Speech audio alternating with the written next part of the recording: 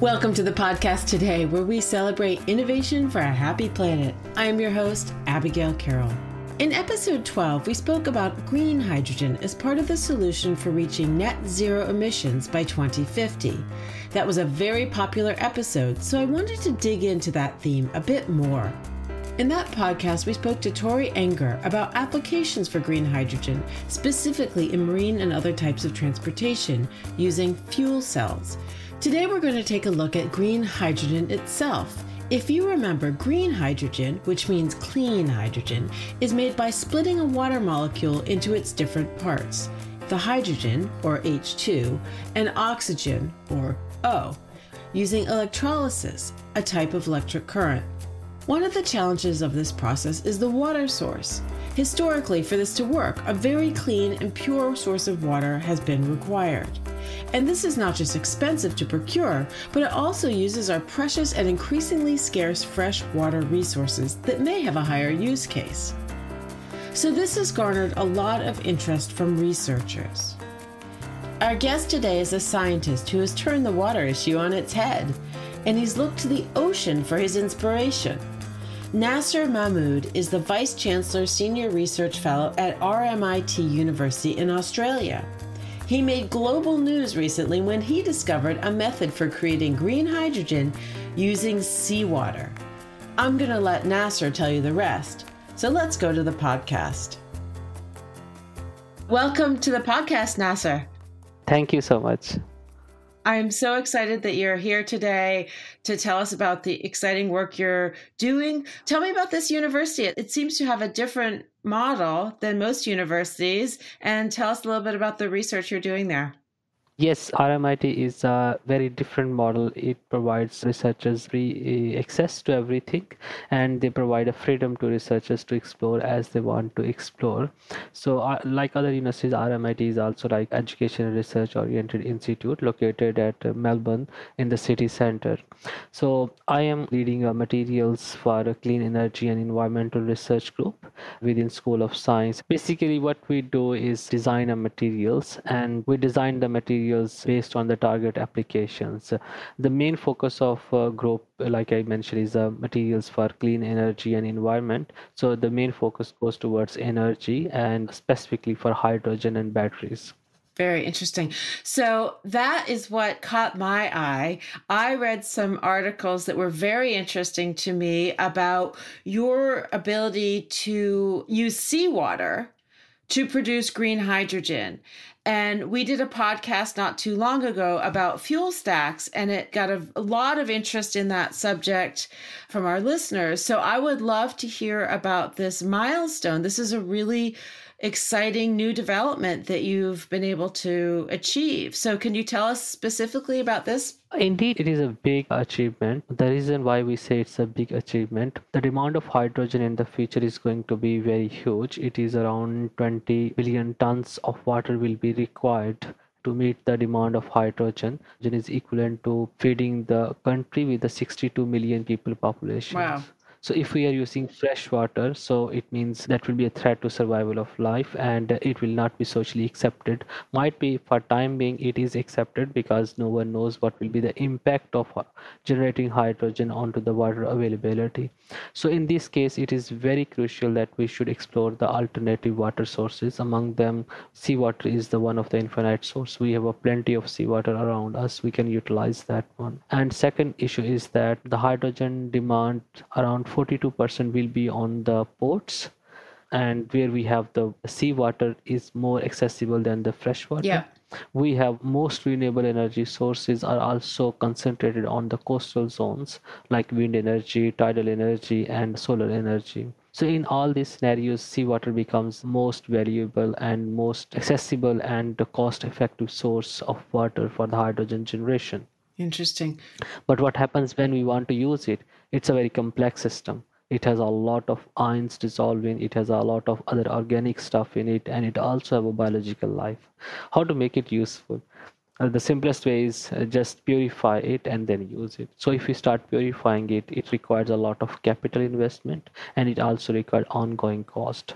So that kind of a capital investment and the capital infrastructure is not suitable at every site and every country. So we need to find a way where we can utilize it directly, just plug and play, directly getting the seawater and utilizing it. So normally it has been even reported previously that it can be utilized, but what happens, they produce chlorine on a one side and hydrogen on the other side, and chlorine is again a toxic gas. If we start producing chlorine to meet the hydrogen demands, it means we are releasing millions of tons of chlorine into the environment. So what we will do with that extra chlorine in the environment? So we are solving now the problem of a carbon dioxide. Tomorrow we will be trying to solve the problem of a chlorine. So that's not a sustainable solution. So we have to do something now that is sustainable and more efficient and acceptable by our next generations, and we are not leaving any problem for them.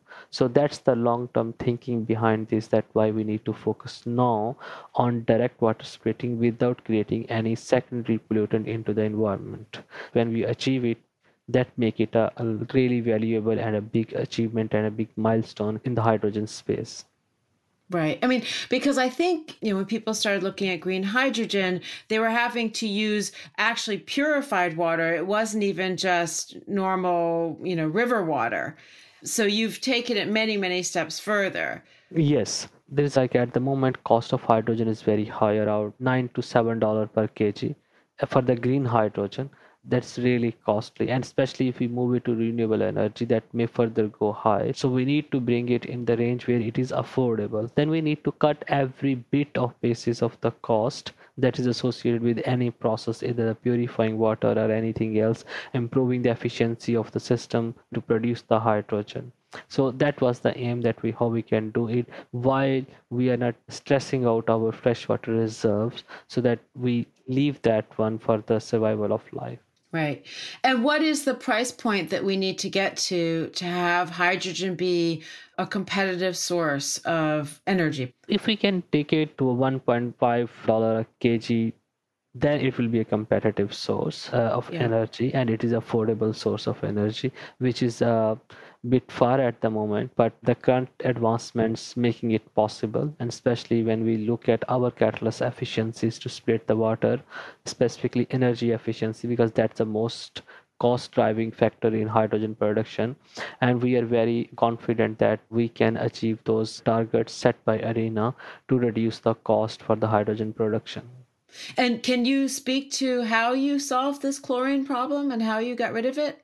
What happens, the main function in the electrolyzer to produce hydrogen is done at the surface of the catalyst. So catalysts play a role. So water molecules comes on the surface of a catalyst and they split into the hydrogen and oxygen. What catalysts do by its name, that it try to reduce the energy consumption that required traditionally to split the hydrogen and water molecules. So what happens normally at the anode side of the system, where we produce oxygen and on the one side we produce hydrogen. So chlorine production reaction becomes a competitive with the oxygen, because thermodynamically chlorine production is much more favorable than the oxygen production. So when it reached to the surface of the catalyst, it start evolving over there. So what we did, we modify the surface of the catalyst in such a way that it repel the chlorine away, only produce oxygen at the surface. So that's the advantage of it. And while we were doing this, we make sure that we are not involving any complicated synthesis, or we are not doing any complex post treatment of the surface, because that's not a viable and doable at large scale. We modify the inherent properties of the catalyst so that they become more easy to synthesize at the large scale when industry need them to be implemented. Because if you look at the recent progress, there has been a huge report on the catalyst development, but none of them has yet to implemented into the commercial electrolyzers. Commercial electrolyzers still use that traditional expensive catalyst, and so if we want to replace them, we need to make these catalysts efficient. At the same time, we need to make them stable and be easily produced at large scale. So we solve all those issues. We try to build a catalyst system which is easily scalable, which can control the properties we develop in the lab, same properties at the large scale, so that they can be implemented with those kind of a specific surface reactions that they only produce pure hydrogen and oxygen to make the water life cycle sustainable. That's amazing. So, to be clear, green hydrogen is only as green as the components that are energizing that catalyzer. So that's another struggle here. So how are we going to get all of those different levels of the process to $1.50? Is your catalyzer going to use fewer kilowatts of energy from wind and solar to produce that hydrogen with seawater? Is that part of how you're thinking? Yes, if we want to produce a green hydrogen, the entire process should be green. It should be based on the renewable energy sources, not on the traditional dirty energy that we call coming from the fossil fuels and producing a carbon footprints. So it should be completely free of a carbon footprints at each stage, from catalyst development to electrolyzer development, and then operation of the electrolyzers. So our catalysts, they are integratable with the renewable energy sources like either a solar or a wind, so they can work fine with them. And what we are anticipating, our catalysts will be utilizing under 40 kilowatt of energy. That makes the process much more energy efficient and producing hydrogen at a low cost. So we're getting really close on this hydrogen model. Is that right? Yes, indeed. After the break, we'll talk about how Nasir is thinking about green hydrogen's applications and understanding where he's going to focus his attention next. A big thanks to the Maine Technology Institute, MTI, investing in innovation for a prosperous Maine. MTI is Maine's unique public-private partnership whose core mission is to diversify and grow Maine's economy by accelerating innovation in the state's targeted technology sectors. MTI offers grants, loans, equity investments, and services to support Maine entrepreneurs and organizations as they transform their innovative ideas into new products, services, and companies, leading to the creation of quality jobs for Maine people. For more information about MTI and its programs, please visit mainetechnology.org. For a blue economy to thrive, people need to use more sustainable products. But which products? And will consumers actually adopt them? Innovators like you are hustling to figure this out. Spark number 9 can tell you if there's demand for your product. Spark markets your product before it's built using online advertising so you launch smarter. Have a big idea? Vet it with Spark before you build. Visit Spark online at www.sparkno9.com or find them on LinkedIn.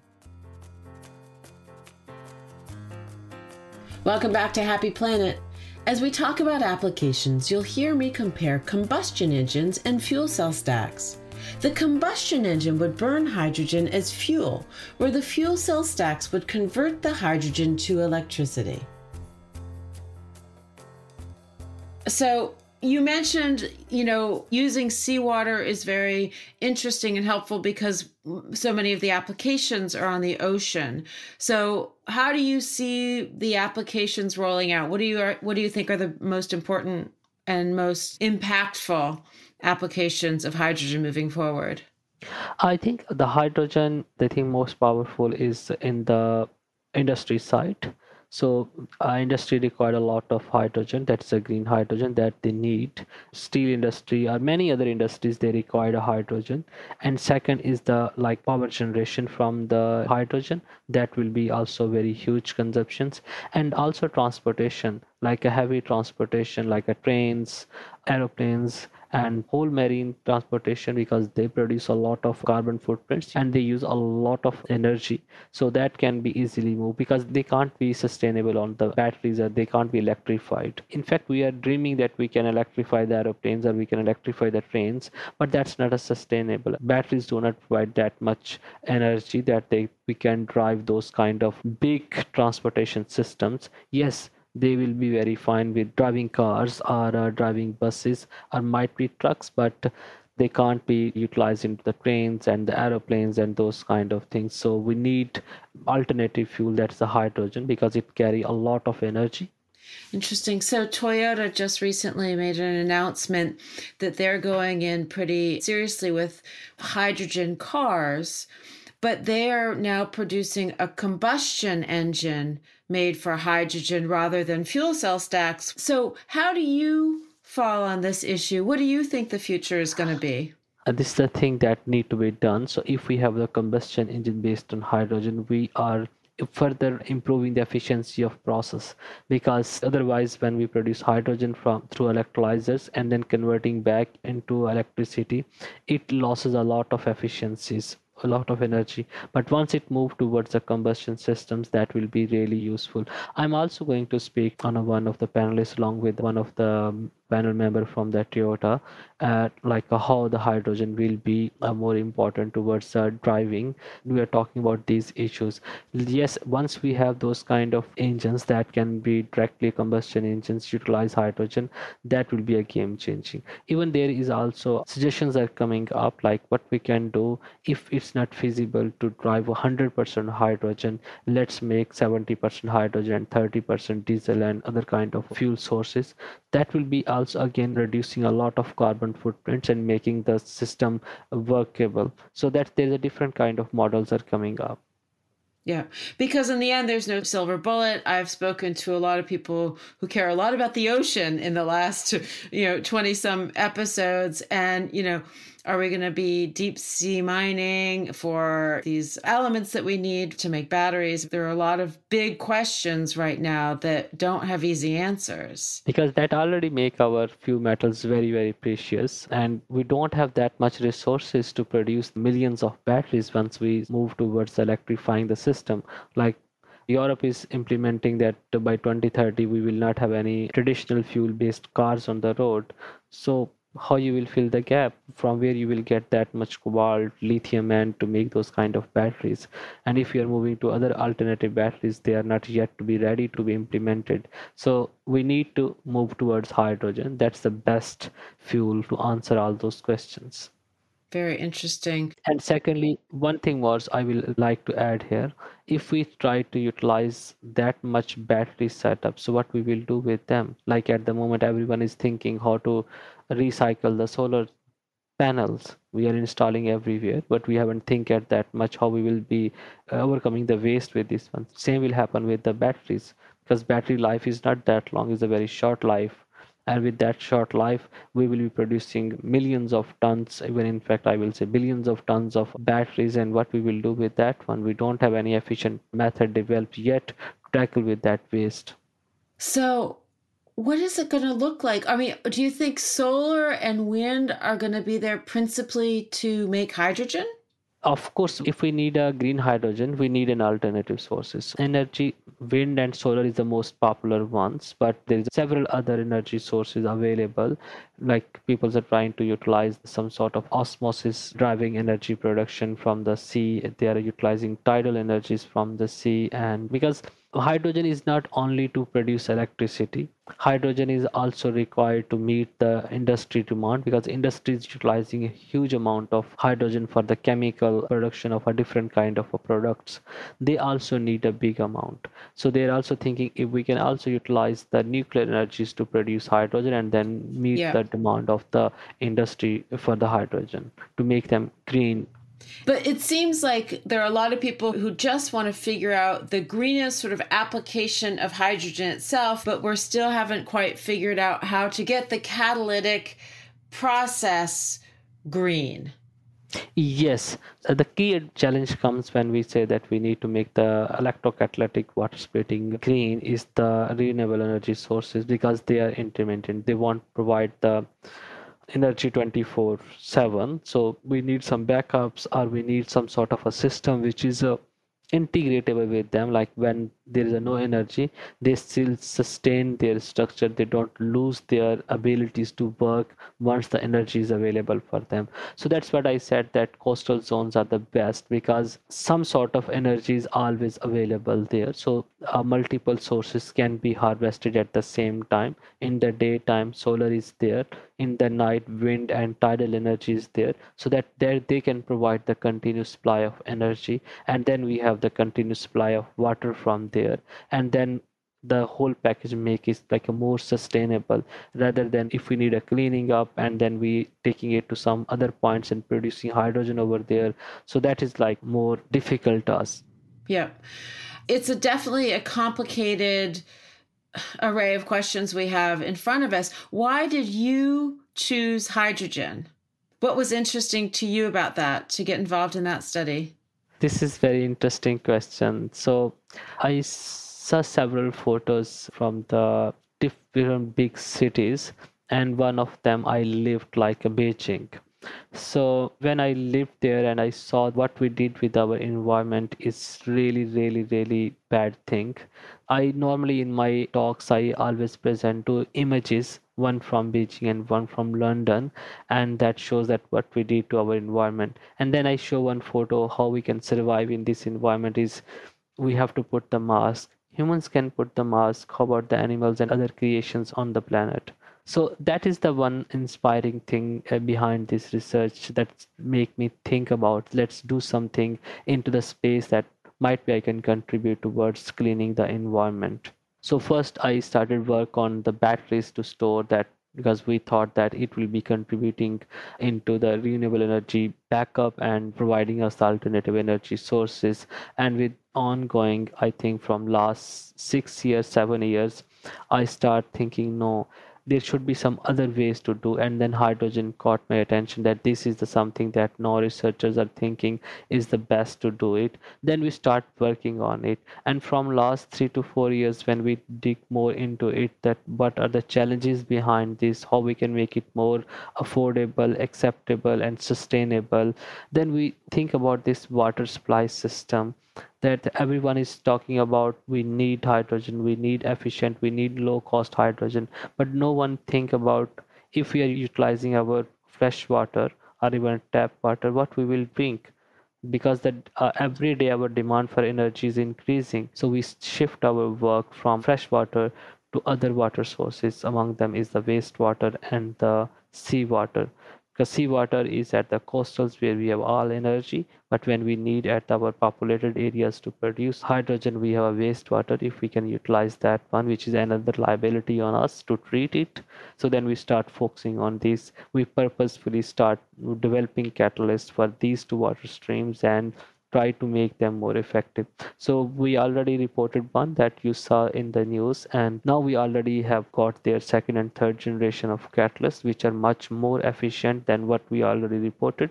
That catalysts are already efficient than the commercial ones, but now we make even more than 80%. We enhance the efficiency of our own catalyst compared to what we reported. So that makes us more confident that yes, now we can meet those energy requirements set by the ARENA and other energy agencies, that we will be utilizing much more energy, that what you set to reach the target of $2, and now it's the time to implement them into the commercial systems. That is amazing about wastewater too. I mean, especially if you could reduce maybe some of the chemicals going out in the environment from the treatment of wastewater, if it were treated once and then became energy, that would be very, very cool.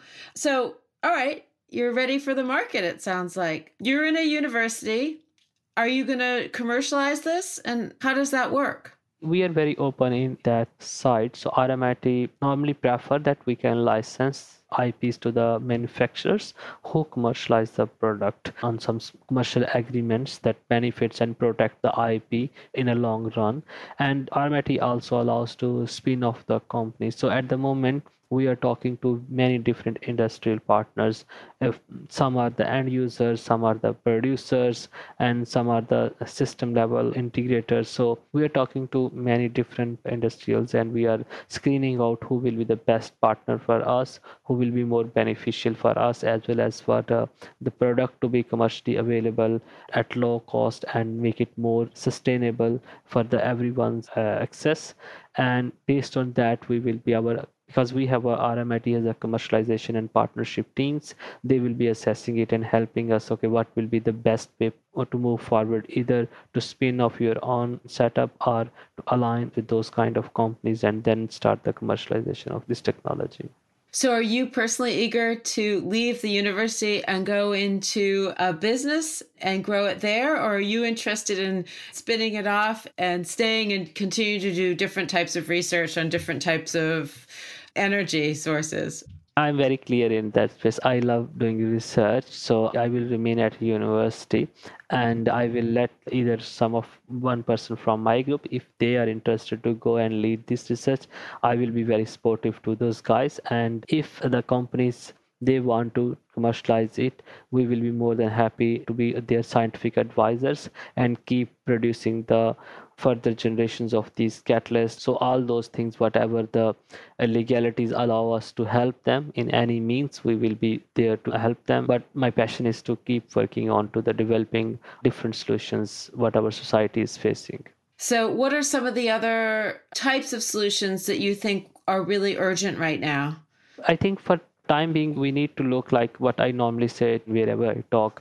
Whenever we find a solution for something, the first thing that we must consider is to see what we are thinking is a solution. Does it is bringing another challenge for the future? So if it's going to bring the challenge in the near future or a bit far future, we need to think about that challenge now, then find a solution that should be more sustainable. If we create a solution that is just for a short term and then it's going to create a secondary solution that's a big challenge for our next generations, then it means we are not doing something very wisely. So we already make things very dirty. We destroy this planet. Now is our responsibility to at least make something correct that recover those damages. I mean, are you optimistic about our meeting all of these sort of UN deadlines and our reducing carbon in the atmosphere? I mean, you're right at the center of this research. Should we be hopeful? We should be hopeful. We will be doing that one, but might not be like exactly by 2050 that we set the targets that by 2050 we will make everything net zero. That might not be possible, but we will be very close to it if we keep with the same passion and we keep doing the things that we need to do, and we keep investing into the new technologies to see that how they work. We will be at least making much more cleaner environment. And what are some of the actions that people can take, who aren't going to be changing the world through their scientific research? What can we do on a daily basis to be more involved? That's a few small things that can be considered. Like if some things we don't need, we shouldn't use them. That even can be the smart technologies, or that can be just a simple use of energy.